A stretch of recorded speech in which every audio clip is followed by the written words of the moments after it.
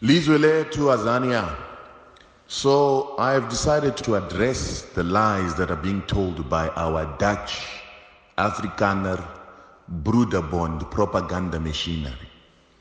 I have seen in some areas of the Facebook discourse where again the Afrikaner is beginning to propagate the lie that he was here before the African. And this is a lie that they keep saying, that when they came here in 1652, there were no black people in the southern tip of Africa. Now, the problem is that in South Africa, a lot of black people do not take history at school because they do not understand that history is life. They do not understand that if you do not understand your history, you can never know where you are going. If you do not understand when the Afrikaner got here, they will always say that you were never here. If you do not understand the events that happened when the Afrikaner got here, you will always have them telling you that you didn't exist. However, the good thing about Afrikaners is they keep records. And the Navy has been keeping records for a very long time in the history of naval activity in the southern tip of Africa. And what they tell us in these naval records is that the Dutch did not get to South Africa in 1652. But the Dutch had been coming to South Africa since 1590.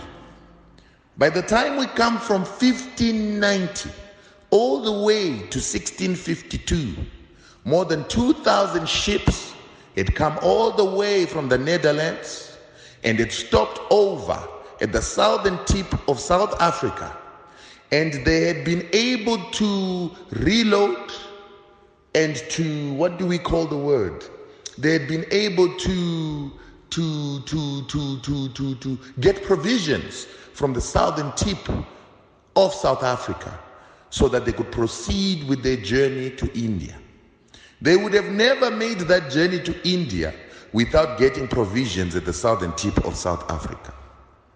But what they don't tell you is that these 2,000 ships that were coming since 1590 were getting their provisions. We call them in English victual. They were being victualed on their way to India by the Khoisan, the Xhosas, and the people that were living in the area at that time.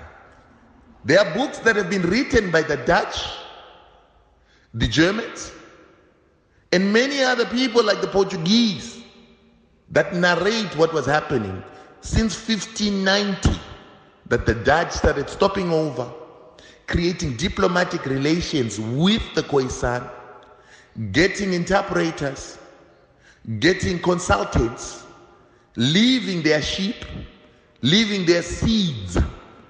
All right? They were actually leaving citrus seeds, wheat, and other crops that they were asking the Khoisan to grow for them. They even taught some Khoisan and some Xhosas the Dutch language, and they too were taught Xhosa and Khoisan because they had what we call diplomatic commercial relationships with the Khoisan since 1590. But that is not the interesting thing. The interesting thing is that even though they were already coming since 1590, they were not the first white men to come to Southern Africa. The first white men were the Portuguese. And the Portuguese got here in 1485. They got here in 1485 because in 1455, the Pope of the Roman Catholic Church, the Pope in the Vatican, gave a decree, or what is called a papal bull, in which he said that there will be what is called the doctrine of discovery. In the doctrine of discovery, he encouraged European nations, which had just gotten ships to be able to travel, which has just gotten compasses to be able to know how to circumnavigate. He asked them to go and discover new lands that were not European, that were not Christian, and to settle those lands. So from 1455, the Portuguese and the Spanish who were given this bull, it wasn't given to all Europeans. It was given to the Portuguese and to the Spanish to start coming down the African coast, stopping along the way on the African coast and looking for new lands in which they must settle. The agreement is that whichever of their two nations got to a nation first, they were supposed to lay down a white cross that was called a padral. But this caused problem for some time. So eventually the Pope said, no, let's separate where the Portuguese can colonize and where the Spanish can colonize through the Tordesillas line. So the Portuguese are the ones that came down the coast of Africa. And when they came down the coast of Africa, they got to Namibia. After getting to Namibia, they came all the way down to Southern Africa. And when they got to the southern tip of Southern Africa, they started to see men and women herding goats and cows, but in large amounts. So they named that place that they saw first, Dos van Quiros. In the olden day Portuguese language, it was a descriptor for the black people that were herding cattle on that beach. And remember, this is 1485. They then proceeded to land at a place that they named Sao Brau. When they landed there, they wanted to get fresh water because they were also on their way to India. They were looking for the route to India. So they wanted to victual their ships or to look for provisions for their ship, including fresh water and whatever they could trade. And they decided to trade for the cows with the Khoisan that they met there. But the problem is when they got there, they started taking water without permission. And when the Khoisan came, because they knew this is their land, and according to their culture and tradition, no one was just supposed to come and take water. They were supposed to speak to them first.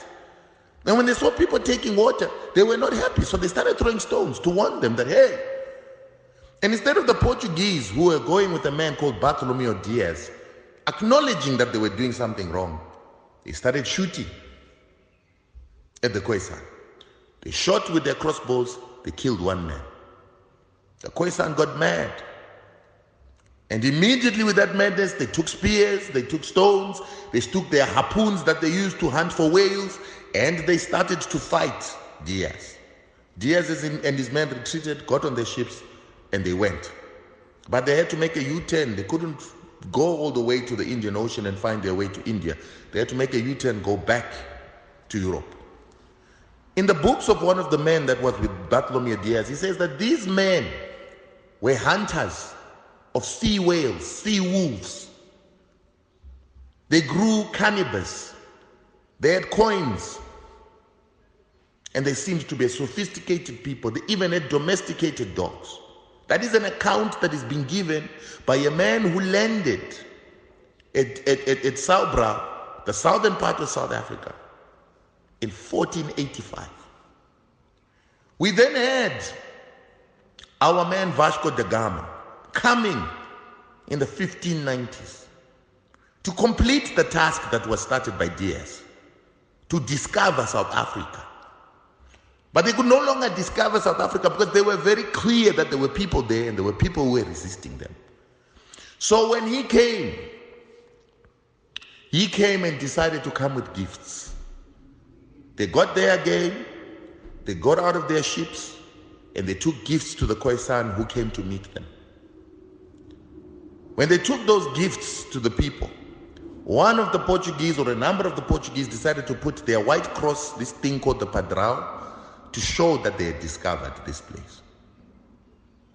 They then started negotiating, trading with the Khoisan. As they were doing this, a number of Khoisan came and took one of the men that came with Vasco da Gama. And they took him back to the water where one of their own was shot. And they started pointing to the water and asking, why did you take our water without permission and why did you shoot us? When Vasco da Gama realized this, he realized that this could be a problem. So immediately he called his men and they started retreating.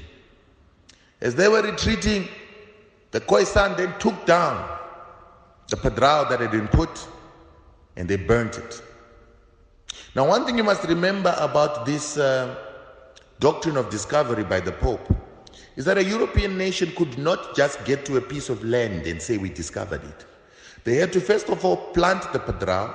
After planting the padrao, they had to settle the land, and they had to put up European or Eurocentric structures to prove that they had settled, discovered, and now the land belonged to them. And at that point, once the land belonged to them, they got what were called preemption rights, the right for them to own the resources, even though the natives would be led to continue to control them. But once the natives want to sell any resources, any claims, they had to go through that nation or that European nation that is so-called discovered. Anyway, I think 15 years later, 1509, we then have ships that are coming, Portuguese again. They had now discovered India, and they were coming from India, this military armada. They stop over again at this place called Sao Brau, or a place called Shirley Point. And when they got there, this military man, D. Almeida, gets down. And when he gets down, he's met by the Khoisan. They immediately start trying to trade with the Khoisan because they needed cows. As they are trading with the Khoisan, a fracas starts. And one of D. Almeida's men is stabbed by a knife. There are many stories as to why he got stabbed. Some say that he was trying to he was trying to steal cows. The deal that he was making was not a fair deal, and he got stabbed.